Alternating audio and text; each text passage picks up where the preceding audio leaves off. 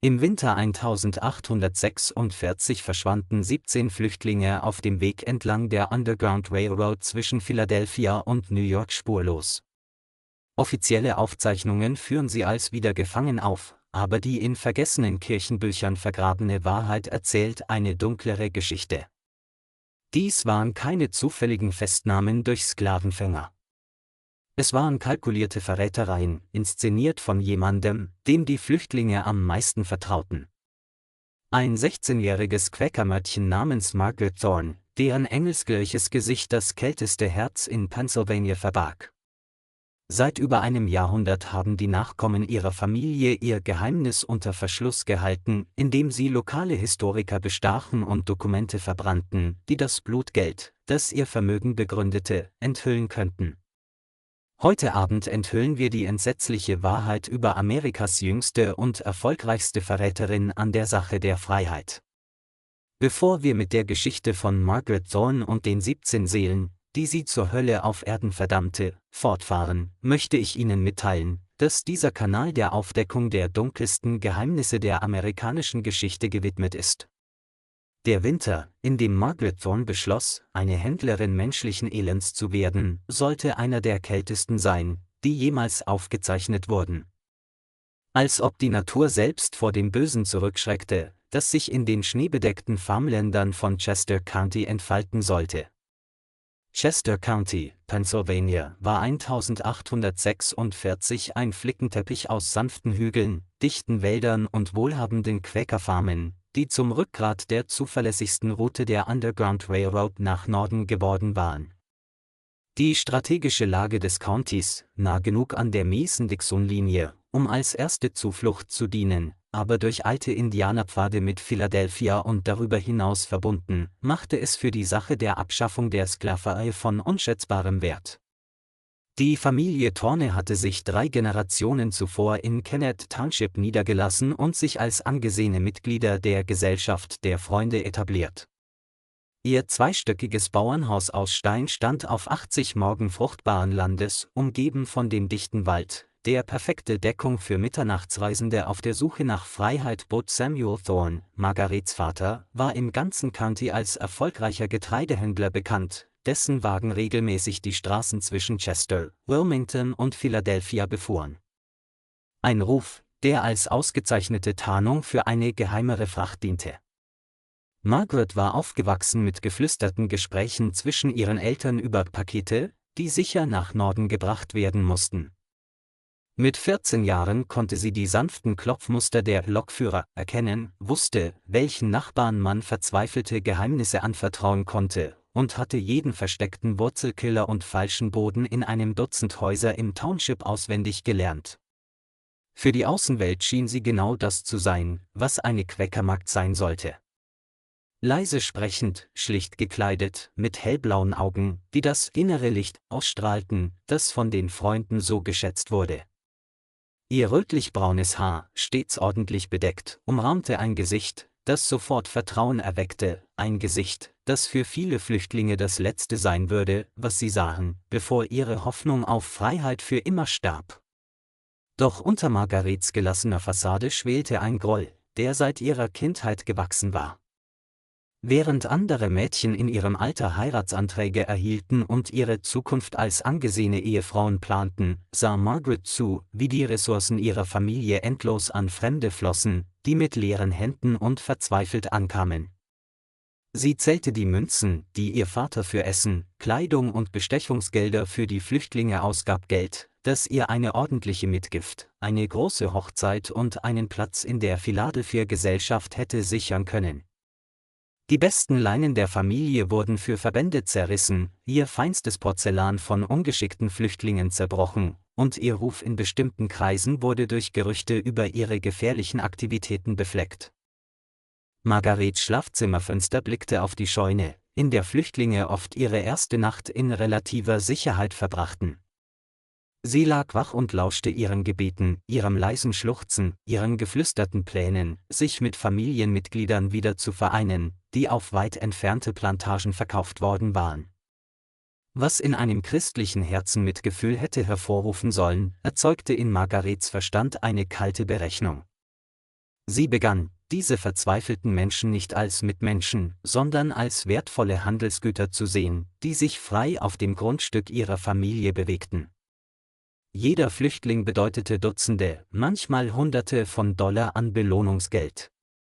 Geld, das buchstäblich in ihrer Scheune schlief, während ihre Familie darum kämpfte, den Schein in der Quäkergesellschaft aufrechtzuerhalten. Der Wendepunkt kam im Herbst 1845, als ein vielversprechender Bewerber aus einer wohlhabenden Familie aus Philadelphia seinen Heiratsantrag zurückzog, nachdem er von den Aktivitäten der Familie Thorne als Abolitionisten erfahren hatte. Der Vater des jungen Mannes, Cornelius Whitman, war ein Textilhersteller mit Geschäftsinteressen im gesamten Süden. Er konnte es sich nicht leisten, mit einer Familie in Verbindung gebracht zu werden, die so offen daran beteiligt war, Flüchtlingen zu helfen, zumal seine Baumwolllieferanten solche Verbindungen als Verrat an ihrer wirtschaftlichen Partnerschaft ansehen könnten. Margaret hatte monatelang ihr Leben als Mrs. James Whitman imaginiert, die elegante Dinnerpartys in einem Herrenhaus in der Chestnut Street veranstaltete, Seidenkleider aus Paris trug und Kinder großzog, die niemals die Angst vor Mitternachtsrazzien oder die Scham, als radikale Abolitionisten abgestempelt zu werden, kennenlernen würden. Als diese Zukunft zerbrach und durch die Aussicht auf ein Leben ersetzt wurde, das sie damit verbrachte, Flüchtlinge zu verstecken und Sklavenfängern auszuweichen, erwachte etwas Kaltes und Berechnendes in Margarets Herz. Sie begann, die Operation der Underground Railroad mit derselben Intensität zu studieren, die sie einst ihren Bibelstudien gewidmet hatte. Aber ihre Motivation war nicht länger spirituelle Erlösung. Es war finanzielle Befreiung. Sie kartierte die Routen, memorierte die Zeitpläne und identifizierte die schwächsten Punkte in der Sicherheit des Netzwerks. Am wichtigsten war, dass sie begann, die aktuellen Preise für gefangene Flüchtlinge auf verschiedenen Märkten im ganzen Süden zu recherchieren. Margarets Verwandlung von einer unschuldigen Quäkerin in eine berechnende Raubtierin geschah nicht über Nacht. Sie rang wochenlang mit ihrem Gewissen, besuchte Treffen und hörte Zeugenaussagen über die heilige Pflicht, den in der Knechtschaft lebenden Menschen zu helfen. Aber jede Predigt über Opfer und Dienst bestärkte nur ihre wachsende Überzeugung, dass sie ihre gesamte Zukunft für Menschen opferte, die ihren Namen niemals erfahren oder die Risiken ihrer Familie zu schätzen wissen würden. Als sie sich schließlich entschied, die Sache zu verraten, die ihre Familie für heilig hielt, geschah dies mit der kalten Logik einer Geschäftstransaktion. Sie leitete einfach eine wertvolle Ressource von einer unrentablen Nutzung zu einer profitablen um. Der Plan, der sich in Margarets Verstand in jenen dunklen Herbstmonaten herauskristallisierte, war in seiner Bosheit atemberaubend einfach. Sie würde weiterhin ihre Rolle als hingebungsvolle Tochter und überzeugte Abolitionistin spielen, aber gleichzeitig Kontakt zu dem Netzwerk von Sklavenfängern aufbauen, die die Landschaft von Pennsylvania heimsuchten. Anstatt den Flüchtlingen zur Freiheit zu verhelfen, würde sie direkt in die Hände von Kopfgeldjägern leiten, die sie in die Hölle zurückbringen würden, aus der sie alles riskiert hatten, um zu entkommen. Und für jeden Verrat würde sie fürstlich bezahlt werden. Margarets erster Kontakt mit der Welt der professionellen Sklavenfänger kam durch eine zufällige Begegnung auf dem Markt von Wilmington im November 1845. Sie war mit ihrem Vater dorthin gereist, um Getreide zu verkaufen. Aber während Samuel seine Geschäfte erledigte, wanderte Margaret durch die raueren Teile der Hafenstadt. Angeblich um Haushaltswaren einzukaufen, aber tatsächlich, um Informationen über die Männer zu sammeln, die ihren Lebensunterhalt mit der Jagd auf Menschen verdienten. Sie fand, wonach sie suchte, in einer Taverne namens The Anchor's Rest, einer schummrigen Kneipe in der Nähe der Docks, in der sich Schiffskapitäne, Händler und verschiedene zwielichtige Gestalten versammelten, um Geschäfte zu machen, die das Tageslicht nicht ertragen konnten. Margaret, verkleidet in ihrem schlichtesten Kleid und Haube, lauschte den Gesprächen von einem Ecktisch aus, während sie eine Tasse schwachen Tees trank. Sie hörte Namen, Preise und Methoden, die mit der lässigen Brutalität von Männern besprochen wurden, die Vieh handelten. Am wichtigsten war, dass sie von Jeremiah Caldwell hörte. Caldwell war anders als die anderen Kopfgeldjäger, die das Anchor's Rest frequentierten. Wo sie grob und gewalttätig waren, war er raffiniert und methodisch. Er kleidete sich wie ein Gentleman, sprach wie ein gebildeter Mann und führte seine Geschäfte mit der Präzision eines erfolgreichen Händlers. Andere Sklavenfänger brachten oft verletzte, traumatisierte oder kaum noch lebende Flüchtlinge von brutaler Behandlung mit. Caldwells Gefangene waren immer in ausgezeichnetem Zustand, was ihren Wert bei der Auktion maximierte und ihm Spitzenpreise von südlichen Käufern einbrachte. Der Schlüssel zu Caldwells Erfolg, erfuhr Margaret durch das Belauschen seiner Gespräche, waren Informationen. Er unterhielt ein Netzwerk von Informanten in ganz Pennsylvania, Delaware und Maryland, die ihm Informationen über die Operationen der Underground Railroad lieferten. Im Gegensatz zu anderen Kopfgeldjägern, die sich auf Glück und Brutalität verließen, bevorzugte Caldwell sorgfältige Planung und präzise Ausführung. Er konnte vorhersagen, wohin die Flüchtlinge reisen würden, wann sie ankommen würden und wie sie mit minimaler Gewalt und maximalem Gewinn gefangen genommen werden konnten. Als Margaret sich 2 Wochen später schließlich Caldwell näherte, hatte sie ihren Vorschlag mit derselben Sorgfalt vorbereitet, die sie einst ihren Näh- und Stickarbeiten widmete. Sie stellte sich als besorgte Bürgerin vor, die Zeugin des Chaos und der Gewalt geworden war, die die Aktivitäten der Underground Railroad in ihre friedliche Gemeinde brachten. Sie sprach von ihren Ängsten um die Sicherheit ihrer Familie, ihren Bedenken bezüglich der wirtschaftlichen Auswirkungen der Hilfe für Flüchtlinge und ihrem Wunsch, die Situation so zu lösen, dass die Ordnung in Chester County wiederhergestellt würde. Caldwell war anfangs misstrauisch gegenüber der blassen jungen Frau, die behauptete, bei der Gefangennahme von Flüchtlingen helfen zu wollen.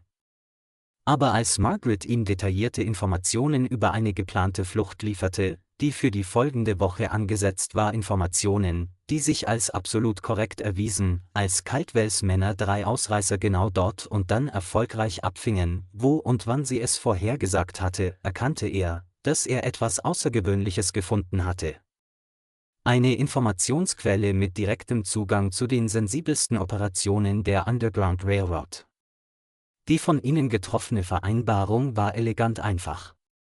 Margaret würde ihre Rolle als vertrauenswürdiges Mitglied des Underground Railroad-Netzwerks fortsetzen, aber sie würde Caldwell detaillierte Informationen über Flüchtlingsbewegungen, Zeitpläne der Lokführer und Operationen der sicheren Häuser zukommen lassen. Im Gegenzug würde sie $50 für jeden gefangenen Flüchtling erhalten, mehr Geld, als die meisten arbeitenden Männer in 6 Monaten verdienten. Caldwell versicherte ihr, dass die Gefangennahmen zufällig erscheinen würden, dass Verdacht niemals auf die Operation ihrer Familie fallen würde und dass sie vor allen Konsequenzen ihrer Zusammenarbeit geschützt wäre. Margarets erster Verrat ereignete sich am 15. Dezember 1846 während eines Schneesturms, der eigentlich perfekte Deckung für eine Gruppe von 5 Ausreißern hätte bieten sollen, die von Maryland nach Norden reisten. Die Gruppe bestand aus 3 Männern, einer Frau und einem 12-jährigen Jungen namens Joshua, dessen große, vertrauensvolle Augen Margarets Erinnerung für die kommenden Jahre heimsuchen würden. Nicht, weil sie Schuldgefühle hatte, sondern weil sie sich daran erinnerte, seinen Marktwert auf fast $200 geschätzt zu haben. Die Flüchtlinge waren 6 Tage lang durch das schlimmste Winterwetter der jüngsten Vergangenheit gereist. Sie kamen erschöpft, mit Erfrierungen und verzweifelt nach Wärme und Sicherheit auf der Thorne Farm an. Margaret servierte ihnen heiße Suppe und frisches Brot, während ihre Eltern das Geheimfach unter ihrer Scheune vorbereiteten, in dem die Flüchtlinge die Nacht verbringen würden. Sie lauschte ihren Geschichten, erfuhr ihre Namen und prägte sich die Details ein, die Caldwell brauchen würde, um sie zu identifizieren, wenn sie gefangen genommen wurden. Margaret meldete sich freiwillig, die Gruppe persönlich zur nächsten Station zu führen, dem Peyton House, 15 Meilen nordöstlich durch den Wald. Ihre Eltern, die ihrer Tochter voll und ganz vertrauten und von ihrer Hingabe für die Sache beeindruckt waren, erlaubten ihr, den überdachten Wagen der Familie und ihr zuverlässigstes Pferd mitzunehmen. Was Samuel und Rebecca Thorne nicht wussten, war, dass Margaret bereits jedes Detail des Verrats mit Caldwell arrangiert hatte, einschließlich des genauen Ortes, an dem der Hinterhalt stattfinden würde. Die Falle wurde auf einer Lichtung 2 Meilen von der Thorne Farm entfernt hinter einer umgestürzten Eiche aufgestellt, die im vorherigen Sommer vom Blitz getroffen worden war. Caldwell und seine Männer hatten dort seit vor Sonnenaufgang gewartet, verborgen durch den wirbelnden Schnee und zuversichtlich, dass ihre Beute genau nach Zeitplan eintreffen würde. Als Margarets Wagen durch die Bäume auftauchte, gefolgt von den 5 Flüchtlingen zu Fuß, waren die Kopfgeldjäger bereit. Der Angriff war schnell und brutal. Caldwells Männer benutzten Knüppel und Seile, um ihre Opfer zu überwältigen, und arbeiteten mit der effizienten Grausamkeit erfahrener Sklavenhändler. Die Flüchtlinge, die bereits von ihrer Reise geschwächt und durch die plötzliche Gewalt desorientiert waren, hatten keine Chance zu entkommen. Margaret sah von ihrem Wagensitz aus zu, wie erwachsene Männer in die Knie gezwungen wurden und wie der kleine Joshua sie um Hilfe rief, seine kleine Stimme kaum hörbar über dem Wind und den Rufen seiner Entführer. Aber was entsetzte Zeugen später in Erinnerung behielten, war nicht Margarets Versagen, den Flüchtlingen zu helfen. Es war ihre völlige Reaktionslosigkeit auf ihr Leiden. Sie gab keinen Laut von sich, als Joshua ins Gesicht geschlagen wurde, um seine Schreie zu unterdrücken. Sie zuckte nicht zusammen, als einer der Männer bewusstlos geschlagen und wie ein Sack Getreide durch den Schnee geschleift wurde. Stattdessen saß sie vollkommen still, ihre blassblauen Augen auf Caldwell gerichtet, während er ihre Bezahlung abzählte. $250 in Goldmünzen, was mehr Geld darstellte, als ihre Familie in einem Jahr legaler Landwirtschaft sah. Als die Gefangenen in Caldwells Wagen verladen und die Kopfgeldjäger im Sturm verschwunden waren, drehte Margaret ruhig ihr Pferd um und fuhr nach Hause. Sie erzählte ihren besorgten Eltern, dass sie die Flüchtlinge erfolgreich zum Peyton-Haus gebracht hatte und beschrieb detailliert die dankbaren Tränen der Familie und den herzlichen Empfang, den sie vom nächsten Lokführer erhalten hatten. Ihre Vorstellung war so überzeugend, dass Samuel und Rebecca Thorne den Mut und die Hingabe ihrer Tochter lobten, ohne jemals zu ahnen, dass sie gerade 5 Menschen zu einem Leben in erneuter Sklaverei verurteilt hatte. In jener Nacht, als der Wind um das Bauernhaus der Thornes heulte und ihre Eltern friedlich in ihrem Bett schliefen, lag Margaret wach, zählte ihre Goldmünzen und plante ihren nächsten Verrat. Das Geld fühlte sich in ihren Händen fest und real an. Jedes Stück repräsentierte einen Schritt in Richtung des unabhängigen Lebens, nach dem sie sich sehnte. Zum ersten Mal, seit ihre Verlobung zerbrochen war, fühlte sich Margaret wirklich hoffnungsvoll in Bezug auf ihre Zukunft. Sie hatte ein Talent entdeckt, das sie reich machen würde, und sie hatte die perfekte Tarnung, um es ohne Verdacht auszuüben. Die Nachricht von den 5 vermissten Flüchtlingen verbreitete sich schnell durch das Underground-Railroad-Netzwerk und erzeugte Wellen der Angst und des Misstrauens, die von Delaware bis nach New York reichten. Die Effizienz der Gefangennahme, die Tatsache, dass Sklavenfänger genau wussten, wo und wann sie während eines der schlimmsten Schneestürme der jüngeren Vergangenheit zuschlagen mussten, deutete darauf hin, dass jemand mit Insiderwissen die Operation verraten hatte. Stationsvorsteher in der gesamten Region begannen, ihre Sicherheitsprozeduren zu hinterfragen. Lokführer begannen, ihre Routen zu variieren, und Familien, die ihre Häuser für Flüchtlinge geöffnet hatten, begannen sich zu fragen, ob sie von feindseligen Augen beobachtet wurden. Die Untersuchung der Sicherheitslücke wurde von Thomas Garrett geleitet, einem Quäkerprediger aus Wilmington, dessen Ruf als Lokführer der Underground Railroad in der gesamten Region legendär war. Garrett war seit über 20 Jahren in der Abolitionistenbewegung aktiv und hatte persönlich mehr als 800 Flüchtlingen zur Freiheit verholfen, ohne eine einzige Person an Sklavenfänger zu verlieren. Seine Erfolgsquote war so bemerkenswert, dass viele Kopfgeldjäger Preise auf seinen Kopf ausgesetzt hatten und Zeitungen im Süden regelmäßig Leitartikel veröffentlichten, in denen seine Verhaftung und Strafverfolgung gefordert wurden. Garretts Untersuchungsmethoden waren so methodisch wie seine Rettungsaktionen. Er befragte jeden Lokführer und Stationsvorsteher, der mit den gefangenen Flüchtlingen in Verbindung gestanden hatte, kartierte ihre geplante Route bis ins kleinste Detail und analysierte den Zeitpunkt des Hinterhalts, um festzustellen, wann und wie die Sklavenfänger ihre Informationen erhalten hatten. Seine Untersuchung ergab schnell, dass der Angriff zu gut koordiniert war, um das Ergebnis einer zufälligen Begegnung oder einer zufälligen Patrouille zu sein. Jemand hatte spezifische Informationen über die Bewegungen der Flüchtlinge geliefert. Der Verdacht fiel jedoch zunächst nicht auf die Familie Thorne, sondern auf einen reisenden Prediger namens Elias Thorne, der in den Wochen vor dem Verschwinden in ganz Chester County Wiederbelebungsversammlungen abgehalten hatte. Thorne war ein methodistischer Pfarrer, der für seine aufrührerischen Predigten gegen die Sklaverei bekannt war, aber mehrere Lokführer hatten bemerkt, dass seine Fragen zu den Operationen der Underground Railroad für jemanden, der angeblich nur Spenden für die Sache sammelte, ungewöhnlich detailliert schienen. Margaret förderte diese Verdächtigungen mit sorgfältig kalkulierten Kommentaren und Beobachtungen. Während einer Versammlung erwähnte sie mehreren Familien gegenüber, dass sie einen verdächtigen Mann am Waldrand gesehen hatte, der ihre Farm beobachtete, einen Mann, dessen Beschreibung perfekt zu der von Prediger Thorne passte. Sie äußerte Bedenken über die bohrenden Fragen des Pfarrers bezüglich der sicheren Häuser und Reisewege und deutete an, dass seine Neugier übertrieben schien, selbst für jemanden, der die Abolitionistenbewegung unterstützte.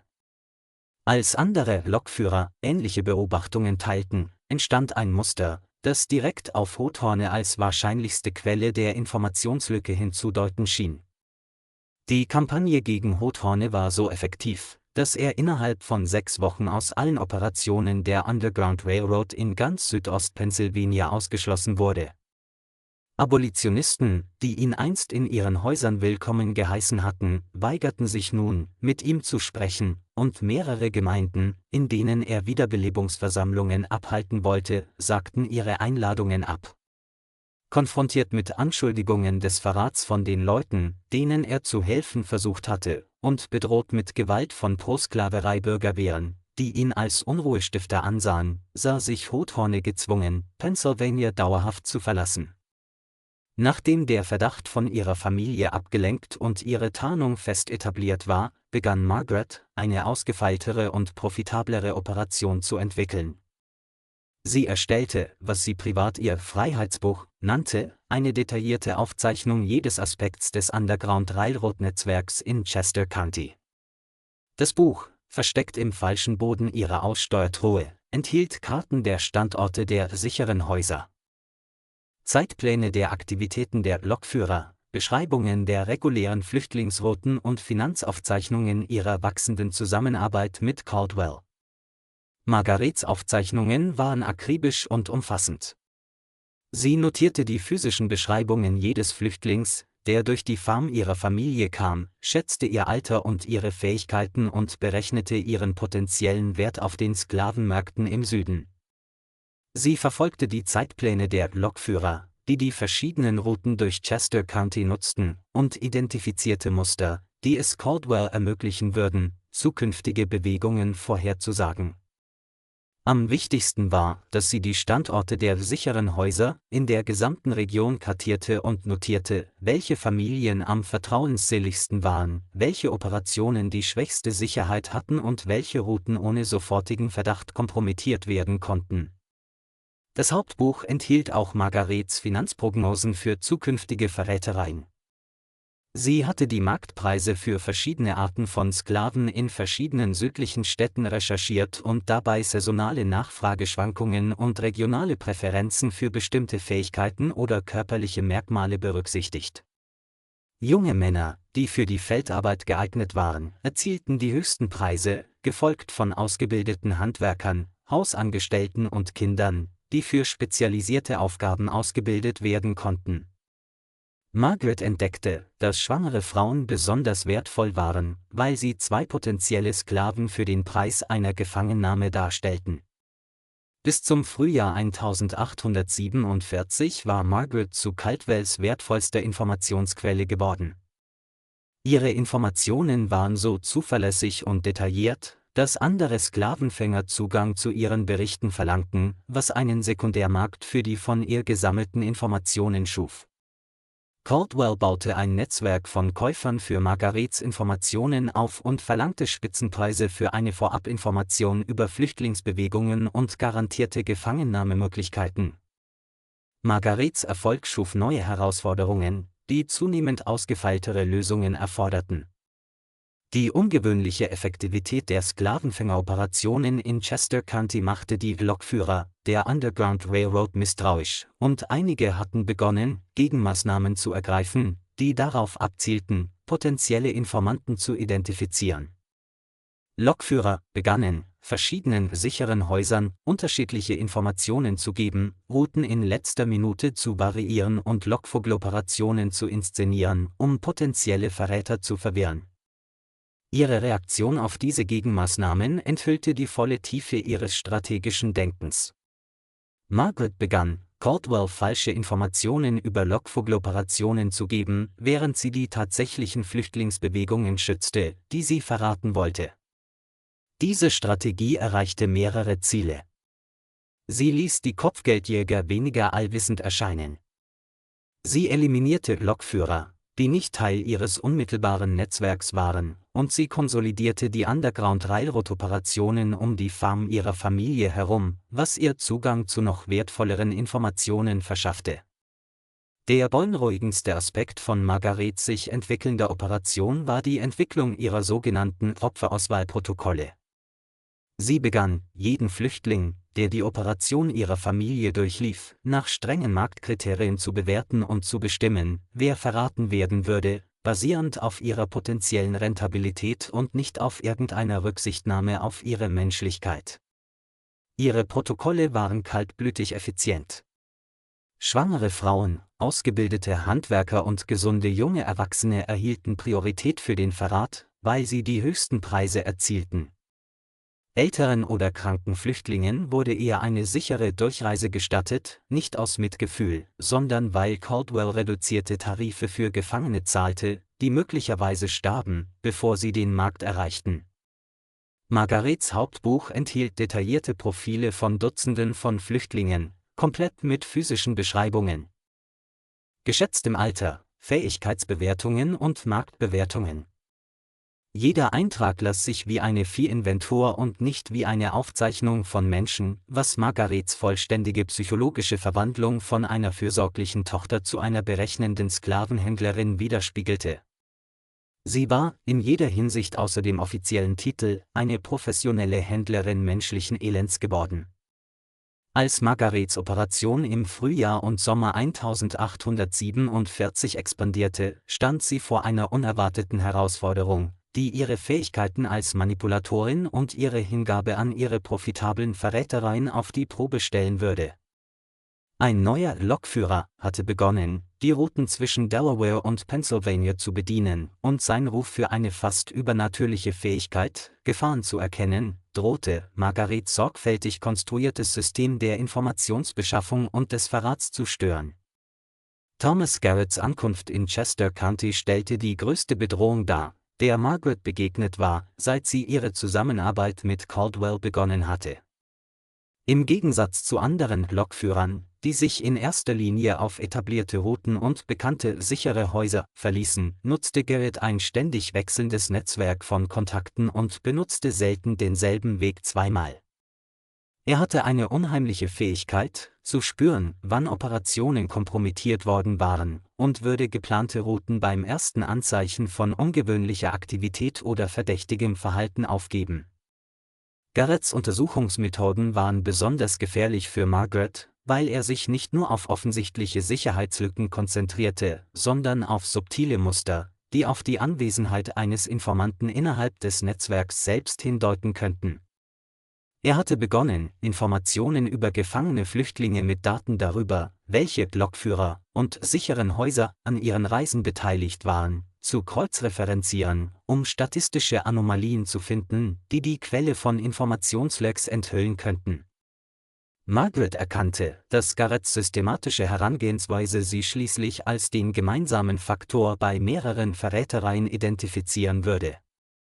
His reputation for methodical investigation and his extensive network of contacts throughout the abolition movement meant that any suspicion falling on her would be pursued relentlessly and with devastating thoroughness. She needed to eliminate this threat before it could expose her operation. But the challenge was doing so without arousing the very suspicions she was trying to avoid. Her solution was characteristically ruthless and sophisticated. Instead of simply avoiding contact with Garrett or reducing her betrayal activities while he was in the area, Margaret decided to orchestrate the conductor's destruction by framing him as a collaborator with slave catchers. The plan she developed would not only eliminate Garrett as a threat, but would also deflect suspicion from herself by creating an alternative explanation for the recent pattern of successful captures. The first stage of Margaret's campaign against Garrett involved carefully gathering intelligence about his methods, contacts, and scheduled activities. She attended several abolition meetings where Garrett spoke about his experiences, taking careful notes about his routes, his security procedures, and his relationships with other conductors. She also began spreading subtle rumors about Garrett's unusual success rate, suggesting that his ability to avoid capture might indicate collaboration with authorities rather than superior skill. Margaret's character assassination was sophisticated and multifaceted. She never directly accused Garrett of betrayal, but instead raised questions and concerns that allowed other people to draw their own conclusions. She wondered aloud about how Garrett always seemed to know which routes were safe and which had been compromised. She expressed puzzlement about his ability to travel freely through areas where other conductors had been captured or killed. Most effectively, she raised questions about Garrett's financial resources, noting that his equipment and clothing seemed unusually fine for someone who claimed to be motivated solely by moral conviction. The psychological foundation of Margaret's campaign was her understanding of the paranoia and suspicion that necessarily existed within Underground Railroad operations. Conductors and station masters lived in constant fear of betrayal, knowing that a single informant could destroy years of work and condemn dozens of people to recapture or death. This atmosphere of justified suspicion made it relatively easy for Margaret to plant seeds of doubt that would grow and spread through the network like a contagious disease. Margaret's most brilliant tactical innovation was her decision to use Garrett's own investigative methods against him. She began feeding Caldwell information that would result in captures appearing to be connected to Garrett's activities, creating statistical patterns that would implicate the conductor in his own investigation. When Garrett analyzed the data looking for an informant, he would find evidence pointing to himself as the most likely source of intelligence leaks. The execution of this plan required precise timing and coordination. Margaret had to ensure that captures occurred at times and places that would create the appearance of Garrett's involvement while still maintaining her own access to valuable intelligence about future operations. She accomplished this by providing Caldwell with information about fugitives who were traveling under other conductors' protection, but along routes that intersected with Garrett's known activities. The first major success of Margaret's anti-Garrett campaign came when a family of 4 fugitives was captured while traveling along a route that Garrett had supposedly recommended as safe. The timing of the capture, occurring just hours after Garrett had been seen in the area, created immediate suspicion among other conductors about whether the route had been deliberately compromised. When similar patterns began appearing in other captures, the accumulating evidence seemed to point inevitably toward Garrett as the source of the intelligence breaches.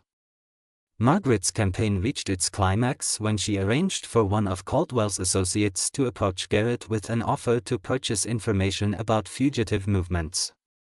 The approach was made in a public place where other abolitionists could witness the conversation, and Margaret had prepared several observers to be present at exactly the right moment. When Garrett angrily rejected the offer and reported the incident to other conductors, Margaret's planted witnesses were ready to suggest that his anger might be a performance designed to deflect suspicion from his actual collaboration with slave catchers. The destruction of Thomas Garrett's reputation was swift and complete. Within weeks of the public approach by Caldwell's associate, Garrett found himself blacklisted by Underground Railroad operations throughout Pennsylvania and Delaware. Families who had once welcomed him into their homes now refused to speak with him. Conductors who had trusted him with their most sensitive operations began treating him as a pariah. The network that had been his life's work turned against him with the same efficiency that it had once used to spirit fugitives to freedom. But Margaret's campaign against Garrett was only the beginning of her most ambitious and horrifying plan. While the abolition community was distracted by the scandal surrounding their former hero, Margaret had been gathering intelligence about a massive escape attempt scheduled for the autumn of 1847. The operation, known to its organizers as the Great Liberation, was intended to move over 40 fugitives north in a single coordinated effort involving conductors from 3 states. The Great Liberation represented everything Margaret had been working toward since beginning her collaboration with Caldwell. The operation was enormous in scope, involving months of careful planning and coordination between Underground Railroad networks throughout the Mid-Atlantic region. If successful, it would be the largest single escape in the history of the abolition movement. If it failed, the mass capture of fugitives and exposure of conductors would devastate Underground Railroad operations for years to come. Margaret's access to intelligence about the Great Liberation came through her father's increasing prominence in the regional Underground Railroad network. Samuel Thorne's reputation for reliability and his farm's strategic location had made him a crucial coordinator for major operations, and the organizers of the Great Liberation had selected his property as one of 3 primary assembly points for the massive escape attempt. The intelligence Margaret gathered about the Great Liberation was extraordinary in its detail and scope. She learned the identities of conductors from Pennsylvania, Delaware, and Maryland who would be participating in the operation. She obtained maps of the planned routes, including primary paths and backup alternatives for different contingencies. She discovered the locations of safe houses that would be used to shelter fugitives during their journey north. And she identified the specific dates and times when different groups would be moving through various checkpoints along the escape routes. Most importantly, Margaret learned that the Great Liberation would involve 43 fugitives, including entire families with young children, skilled craftsmen who had been specially recruited from Virginia plantations, and several former house servants who possessed valuable intelligence about their master's business operations. The total value of the fugitives, calculated according to Margaret's market research, exceeded $15,000, more money than most Americans would earn in a lifetime. Margaret realized that the Great Liberation represented her ultimate opportunity, a single betrayal so massive and profitable that she could retire from her life of crime with enough wealth to establish herself as an independent woman of means in Philadelphia, New York, or even London. She began planning what she privately called the ultimate betrayal, an operation that would dwarf all of her previous crimes and provide her with financial security for the rest of her life. But Margaret's ambition led her to make a critical error in judgment. Instead of simply providing intelligence about the Great Liberation to Caldwell, as she had done with previous operations, she decided to maximize her profits by selling information to multiple groups of bounty hunters simultaneously. She reasoned that the massive scale of the escape attempt would require more manpower than Caldwell could provide, and that coordinating multiple groups of slave catchers would ensure the capture of all 43 fugitives while generating maximum reward money for her services. Margaret's plan involved 7 different groups of bounty hunters positioned at strategic points along the planned escape routes. Each group would be provided with detailed intelligence about specific aspects of the Great Liberation, but none would know about the others' involvement. Margaret calculated that this approach would generate over $2,000 in fees from the bounty hunters, plus additional payments based on the number and value of captured fugitives. The flaw in Margaret's plan was her inexperience with managing multiple groups of slave catchers simultaneously. Caldwell's organization was professional and disciplined, focused on maximizing captures while minimizing unnecessary violence that might complicate the sale of their human cargo. The other groups Margaret had contacted were less sophisticated operations, more interested in the brutality of the hunt than in the efficiency of the business, and more concerned with intimidating abolitionists than with clean, profitable captures. As the date of the Great Liberation approached, Margaret found herself managing an increasingly complex web of communications and coordination. She had to ensure that each group of bounty hunters received the intelligence they needed while preventing them from discovering the involvement of competing operations. She had to coordinate timing to prevent conflicts between different groups while ensuring that no fugitives escaped through gaps in coverage. Most challenging of all, she had to maintain her facade as a devoted abolitionist while orchestrating the largest betrayal in the history of the Underground Railroad. The psychological pressure of managing the ultimate betrayal began to affect even Margaret's usually unflappable composure. She found herself making small mistakes that she had never made before, forgetting details of cover stories, providing conflicting information to different contacts, and displaying moments of nervous tension that her parents attributed to the natural stress of participating in such a dangerous operation. For the first time since beginning her collaboration with Caldwell, Margaret began to question whether she was capable of executing a plan of such complexity and scope. But Margaret's doubts were overwhelmed by her greed and her anticipation of the wealth that successful completion of the ultimate betrayal would provide. She had already made plans for her life after the operation. She would claim to be traumatized by the mass capture of fugitives and would travel to Philadelphia to recover from the shock. Once there, she would use her accumulated wealth to establish herself in respectable society, perhaps as a widow whose late husband had left her comfortable but not ostentatiously wealthy. Just when we thought we'd seen the depths of Margaret's cruelty, the horror in Chester County intensifies beyond imagination. If this story is giving you chills, share this video with a friend who loves dark mysteries. Hit that like button to support our content. And don't forget to subscribe to never miss stories like this. Let's discover together what happens when greed transforms a human being into something far worse than any monster from our nightmares.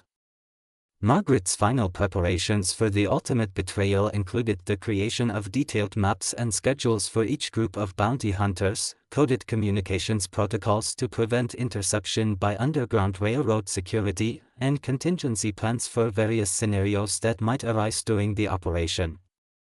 She had transformed her bedroom into a command center for coordinating the largest slave-catching operation in Pennsylvania history, complete with charts, timelines, and financial projections that would have impressed professional military strategists.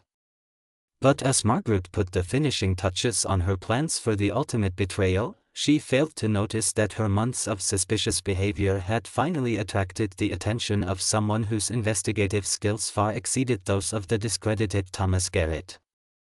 Her own mother, Rebecca Thorne, had begun to question the subtle changes in her daughter's behavior, and the questions Rebecca was asking would soon lead to discoveries that would shake the Underground Railroad network to its very foundations.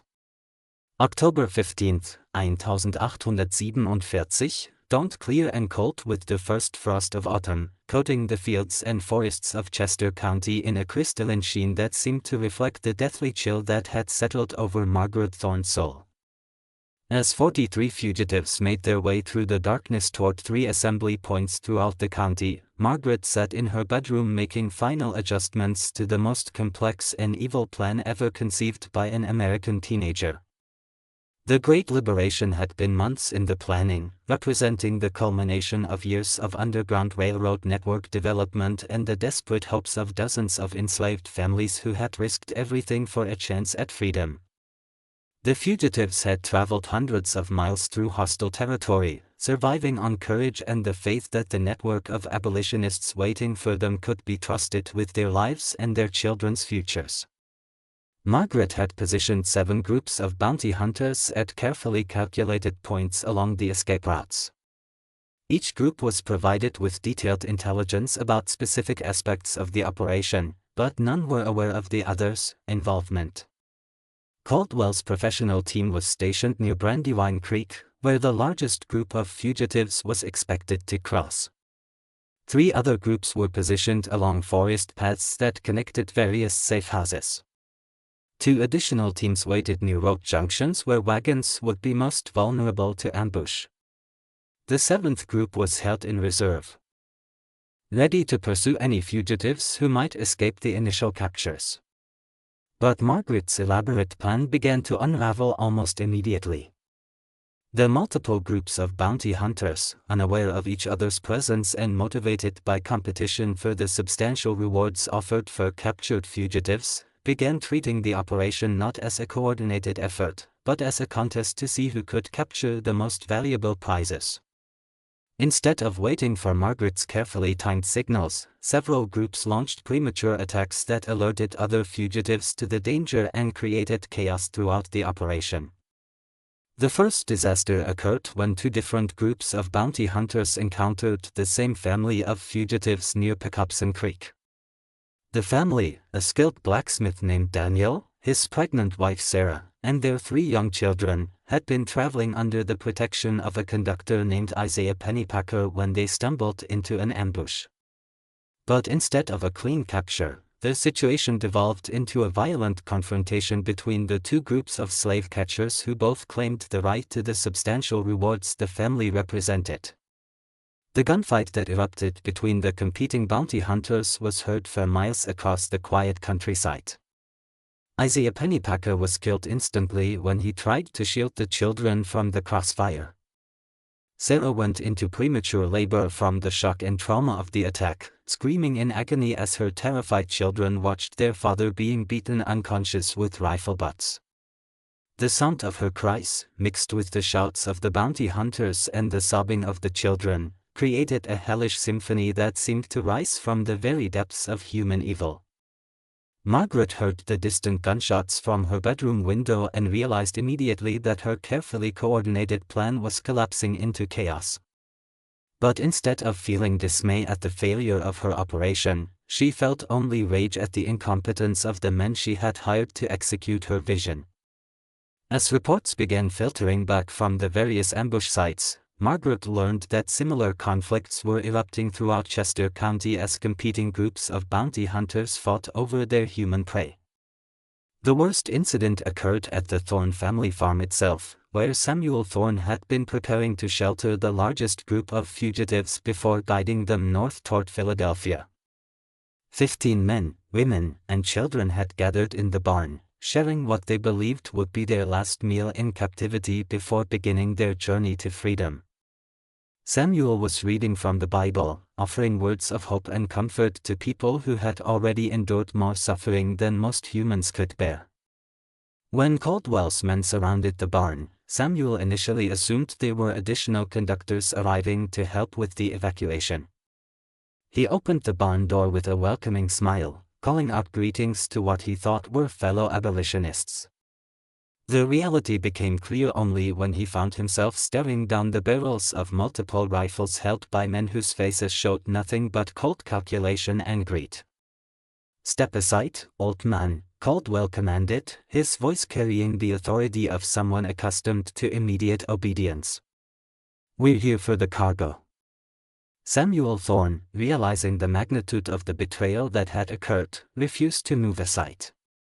"These are human beings under my protection," he declared, his Quaker principles forbidding him from violence, but not from courage. "I will not allow you to harm them." The confrontation that followed was brief and brutal. Samuel was struck down by a rifle, but when he tried to block the entrance to the barn, his skull cracking with a sound that Margaret heard clearly from her bedroom window. As her father's blood seeped into the frozen ground, Margaret felt not grief, but annoyance that his interference was complicating her carefully planned operation. The capture of the 15 fugitives in the Thorne barn was accomplished with methodical efficiency. But the violence of Samuel's murder had traumatized the victims and alerted the entire neighborhood to what was happening. Church bells began ringing throughout Chester County as word spread that a massive slave-catching operation was underway and armed abolitionists started converging on the various ambush sites. Margaret watched from her window as her father's body was dragged aside and the terrified fugitives were loaded into wagons like sacks of grain. She counted the captured men, women, and children with the same attention to detail she applied to her financial records, calculating the fees she would receive for each successful betrayal. Even the sight of Samuel's corpse couldn't distract her from the business aspects of the operation she had orchestrated. But Margaret's cold calculations were interrupted by the appearance of her mother, Rebecca, who had been awakened by the sounds of violence and had witnessed the final moments of her husband's murder. Rebecca's face showed not just grief and shock, but a terrible understanding that was far more dangerous to Margaret than any external investigation. "You knew," Rebecca whispered, her voice carrying the flat certainty of someone whose worst suspicions had been confirmed. "You knew they were coming." Margaret had prepared for this moment, crafting explanations and alibis that would deflect suspicion and maintain her cover. But looking into her mother's eyes, she realized that deception was no longer possible. Rebecca had seen too much, understood too much, and suspected too much for any lie to be effective. "I did what was necessary," Margaret replied, her voice carrying none of the grief or shock that would have been appropriate for someone witnessing her father's murder. "Someone had to think practically about our situation."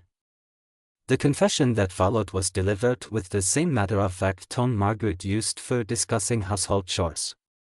She explained her financial arrangements with Caldwell, her methods for gathering intelligence about Underground Railroad operations, and her calculations regarding the market value of different types of fugitives. She described her betrayals as business transactions, her victims as inventory, and her father's death as an unfortunate but predictable consequence of his naive idealism. Rebecca Thorne listened to her daughter's confession with growing horror, not just at the crimes that had been committed, but at the complete absence of remorse or humanity in Margaret's recounting of them.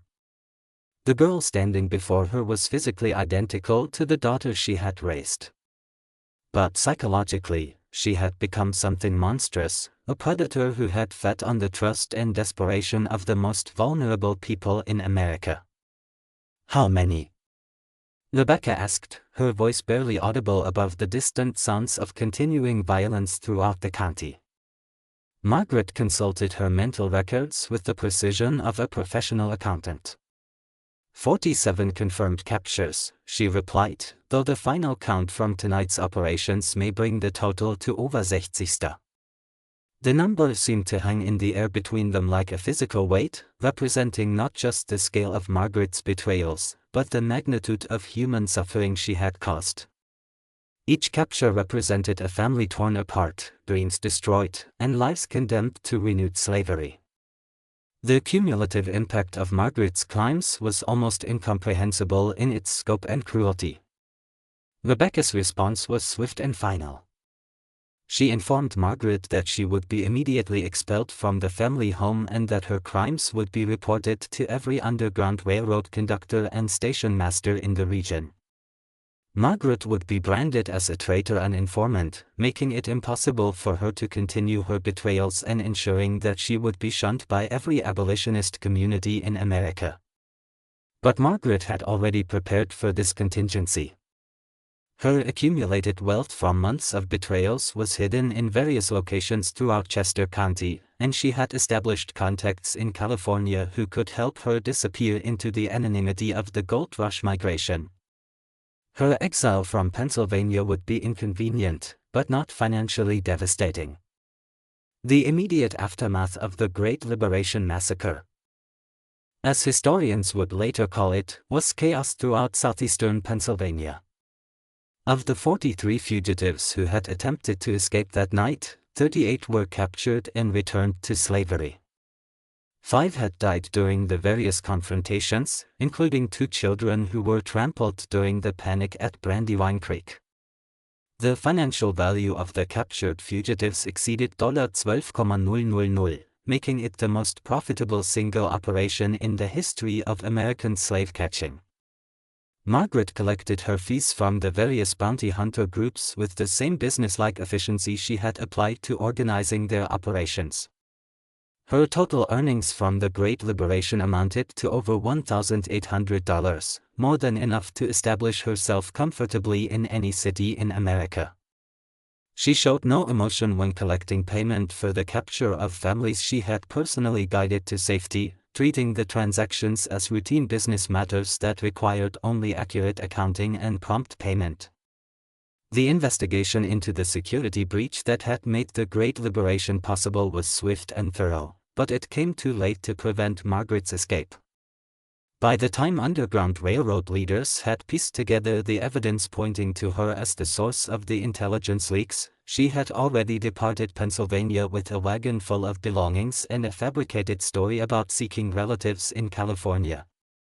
Margaret's journey west took her through Ohio, Illinois, and Missouri, following the same routes used by thousands of other Americans seeking new opportunities in the expanding frontier.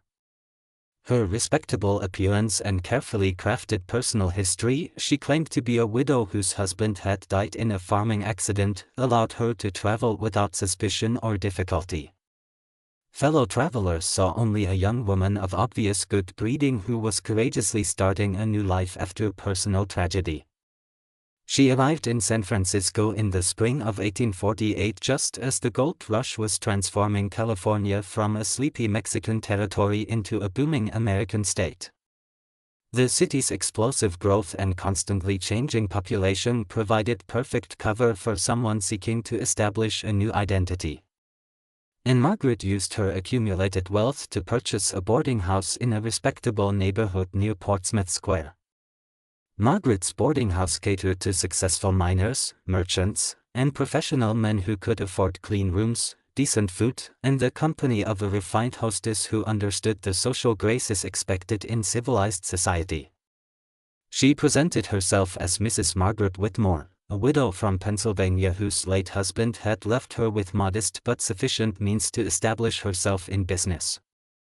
Her guests found her to be charming, intelligent, and sympathetic to their stories of hardship and adventure in the goldfields.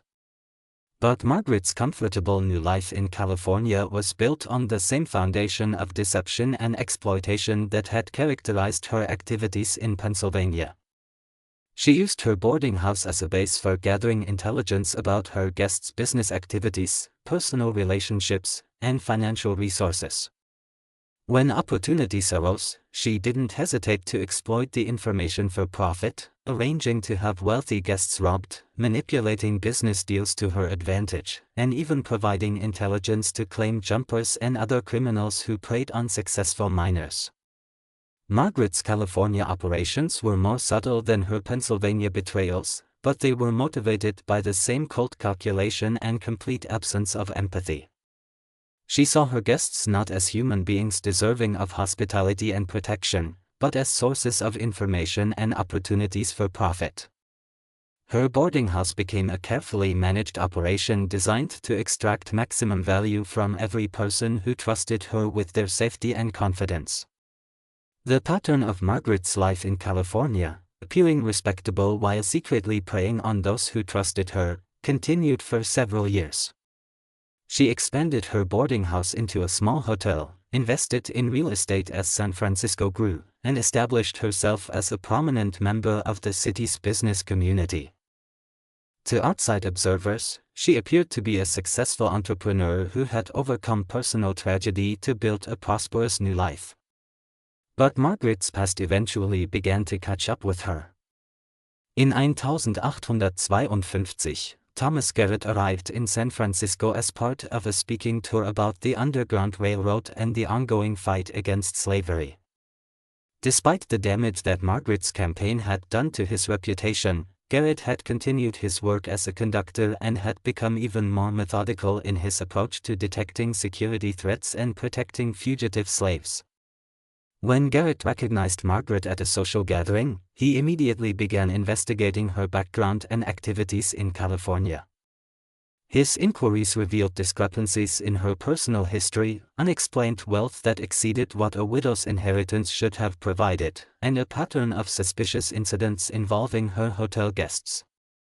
Most importantly, Garrett discovered that several people who had trusted Margaret with sensitive information had subsequently suffered financial losses or other misfortunes that seemed too convenient to be coincidental. Garrett's investigation culminated in a public confrontation during a church service attended by many of San Francisco's most prominent citizens. Standing before the congregation, Garrett revealed Margaret's true identity and detailed her crimes against the Underground Railroad and the fugitive slaves who had trusted her with their lives. His accusations were supported by documentation he had brought from Pennsylvania, including testimony from surviving witnesses and financial records that connected Margaret to known slave catchers. The impact of Garrett's revelation was immediate and devastating. Margaret found herself shunned by the same social circles that had welcomed her as a respectable widow. Her hotel guests departed en masse. Her business relationships were terminated and her reputation in San Francisco's business community was utterly destroyed. Within weeks, she was forced to sell her properties at substantial losses and once again assume a new identity in order to survive. Margaret's final years were spent in obscurity and poverty, moving frequently between small towns throughout California and Oregon as her reputation inevitably caught up with her. She died in 1858 in a Sacramento boarding house, alone and forgotten except by the few people who remembered her as a cautionary tale about the dangers of trusting appearances over character. Her death certificate listed her age as 32 and her occupation as seamstress, but it made no mention of the dozens of lives she had destroyed or the immeasurable suffering she had caused. The true scope of Margaret Thorne's crimes may never be fully documented, but conservative estimates suggest that she was directly responsible for the capture and re-enslavement of at least 67 fugitive slaves during her brief but devastating career as an informant. Her betrayals disrupted Underground Railroad operations throughout the Mid-Atlantic region, led to the deaths of numerous abolitionists who were caught in the violent raids she orchestrated, and created an atmosphere of suspicion and paranoia that took years to overcome. More disturbing than the numbers, however, is what Margaret's story reveals about the capacity for evil that can exist within seemingly innocent and respectable people. She possessed no obvious markers of criminality or moral corruption. She was educated, well-dressed, articulate, and raised in a family known for its commitment to humanitarian causes. Yet beneath her conventional exterior lay a complete absence of empathy and a willingness to treat human beings as commodities to be bought and sold for personal profit. Margaret's crimes were particularly heinous because they exploited the trust that was essential to Underground Railroad operations. Fugitive slaves had no choice but to rely on strangers who claimed to support their cause, often placing themselves completely in their hands, as they did not have access to any other sources of help or information.